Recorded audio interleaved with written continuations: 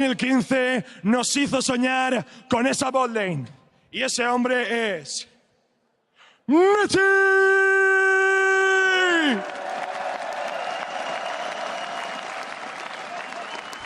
And on the red side, it's the deadliest Void Reaver in the tournament, racking up 25 kills in assassin mode last week. Put your hands together for Mithy's opponent. It's Levi!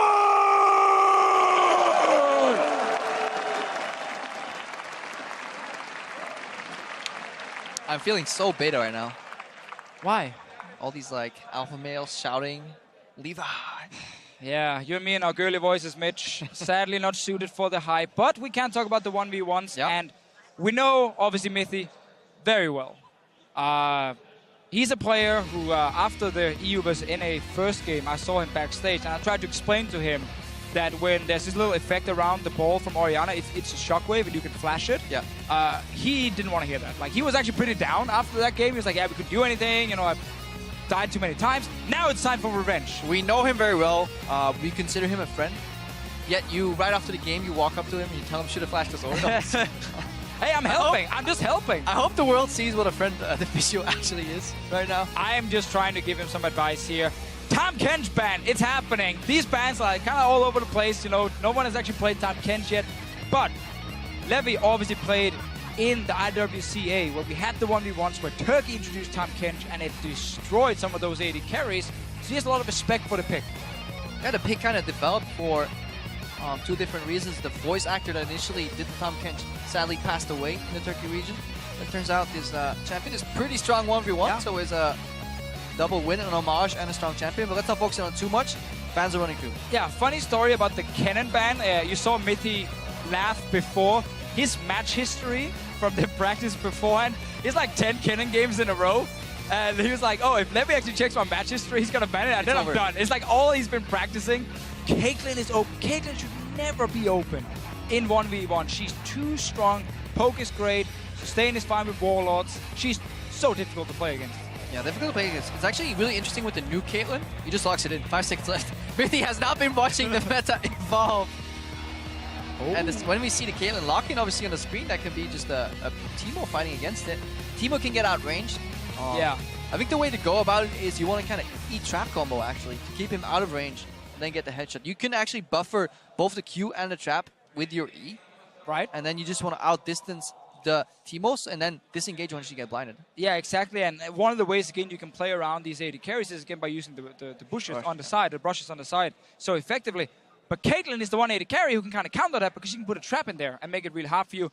We did oversee the Teemo. Once again, was a bait. It got swapped. Last second, it's Caitlyn versus Caitlyn. Both players realized we didn't ban it. We have to pick it. The rule of 1v1. The rule of 1v1. And I actually like the heal from Mitthy here. Because Caitlyn, like, it's not a burst champion, so the barrier won't actually get to very often at least. Yeah. Unless you use it on the Q and auto attack after. If you get a Q headshot that you can barrier, maybe it's worth it, but that means you have to be on top of like your stuff. Yeah, which, I mean, normally a pro player would be. You would expect, but then again, we've seen worse from Mitthy today. Yeah, he's the man running heal, though. He also changed it. Man, these guys are just changing. They're changing everything. We're actually trying to bait all of you guys, so it's not Teemo. It is Caitlyn versus Caitlyn. It is actually barrier versus barrier. We might be wrong about some things about this heal that the Physio is seeing. He has been seeing some things lately. I thought it was heal. The voices inside my head said it was heal, and then it's actually barrier right now. So we're heading into the Howling Abyss. Who's gonna take this one, Mitthy or the jungler? Ooh, I mean, so far we've seen Mitthy on Zyra. That didn't go too well. So automatically you put some of the emphasis on Levi here because he has played a lot of like these maps here. Because I actually talked to Clement, and in the Southeast Asian region, and especially in Vietnam, where these players are from, they actually really love 1v1s. They play them a lot. They say it's like one of the favorite game modes. I don't think the European players spend too much time 1v1ing. Good early start from Levi here, getting 2 early traps in. So, because what this does, and a lot of people don't know, is that Mitthy is now going to lose access to the wave early. Obviously, Levi will have to attack the same creep over and over. Mitthy could start with Q. He has now skill trap as well, but he has lost kind of the momentum here. Let's see what he wants to do. So double trap start. Caitlyn's back in the day used to start Q for pushing. The problem is with a mana gated map, it is not ideal to do so. especially if the Caitlyn plays out of the wave, because you can never then get the wave and the Caitlyn at the same time. Mitthy does have a green filer's gift though. If he can actually step out and just trade like one auto attack with Levi, it would be in Mithy's favor, just ever so slightly here. The game will not be decided level 1 when it's Kate versus Kate. Not exactly an all-in champion. He started Q. Clicked on the wrong Caitlyn. Once again, the casters are getting baited. Yep. Time to retire, Mitch. You Did and me both. Twice. Become an observer. So Mitthy looking to utilize that Q to get the push going early. Good trades in between auto attacks. That's what you always want to do. The problem is Mitthy, if he forgets about these traps being placed in the brushes next to him, he may pay the price later on. Obviously, he has a little bit of access to the wave earlier. And notice how, again, he's just using Q on minions. Like, he knows, yes, I could try and hit the other Caitlyn, but that damage difference probably won't make that big of a difference. But getting the push advantage, especially if you can get these minions on the tower, where the tower will take some of them, you can suddenly get a bit of a CS lead. Yeah, and he's definitely being rewarded for the push because the traps behind him are slowly fading away. Again, at least hitting 1 minion at a time. So when it does get sidestepped, just like you said, there is still value there. Pushing on. But this is not the most exciting matchup. Like, Kate versus Kate is very much a farm fest normally, and then seeing, can I poke the guy down enough so he has to go back to base, take like a bad recall, and then maybe try some super risky trade in the end. But it's so hard for both these Caitlyns to actually like all in each other. Yeah, that's why it's up to us right now to kind of highlight the nuances. Levi going in for an E auto attack trade right there because he knows he has to stay on the back end. That will fill up his mana again, so he may as well try for it. You never want to overcap your mana when you go for the crystals. I think he still has the push. Remember, Caitlyn can stack headshot much faster into brushes. That's why Mitthy is always staying away from the other brush. Obviously, the fact that you can get auto attacks reset as well. Oh, he really wants to get in there and smack him with a headshot, but Levi just staying just out of range, and we've been on this side for quite a while now. Yeah, and that's kind of the cadence, you know. See headshot, step away from the vehicle, walk up for EQ combo. That's a good combo by Levi here. EQ into, obviously, the headshot that gets generated for free when you land that E. He takes some damage, and now the next wave comes in much sooner for the side of fire because it is near their tower, which means Levi can kind of turn the push around. If you trade long enough auto versus auto, the next wave will arrive when your initial wave isn't cleared out yet, and you will bounce the wave. And I really like that call it there from Levi, just saying like, I can go in and actually use my full rotation, where Mitthy has just been trying to poke the Qs over and over and hit like 1 or 2 only during the game. So Levi got that advantage going, and missing this one, sadly for him. Oh, this one is good though. Getting the barrier from Mitthy. No mana from Levi. Now both of them will start sustaining with Warlords. Yeah, obviously, sometimes it is good to use barrier, not in all-in, but just to make sure that you can... Again, there is barely any all-in, you know. It really is a poke game. So yeah, if you do trade your barrier for some of his mana in some of these pokes, and maybe like 1 hit in return, good trade from Mitthy there, but he's still slightly down. And this means the first base goes to Levi, which means he can then control the next wave again with those items extra. He will likely choose the base here at the end, because otherwise, if Mitthy gets the bounce, the same thing will happen that we saw in the clear-off match.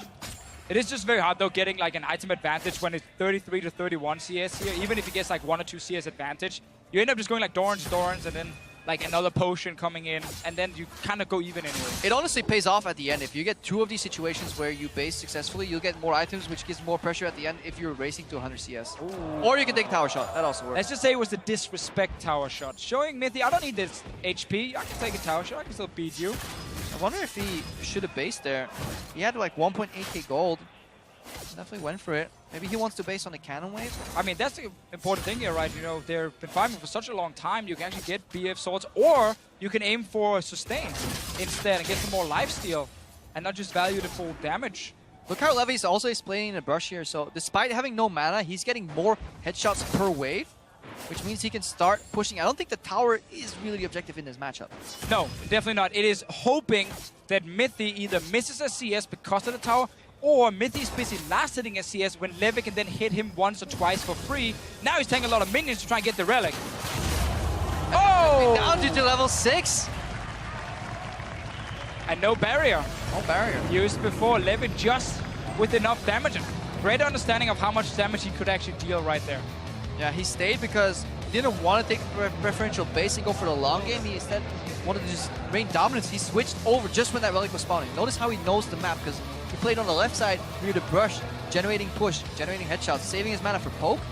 A few auto attacks in between while Mitthy was farming on a turret, and then he switched right when the relic spawned. Mitthy got baited out in the open. Should have probably based there. Got the headshot. Like right here, he's taking so much damage because he knows all he needs to do is just get Mitthy.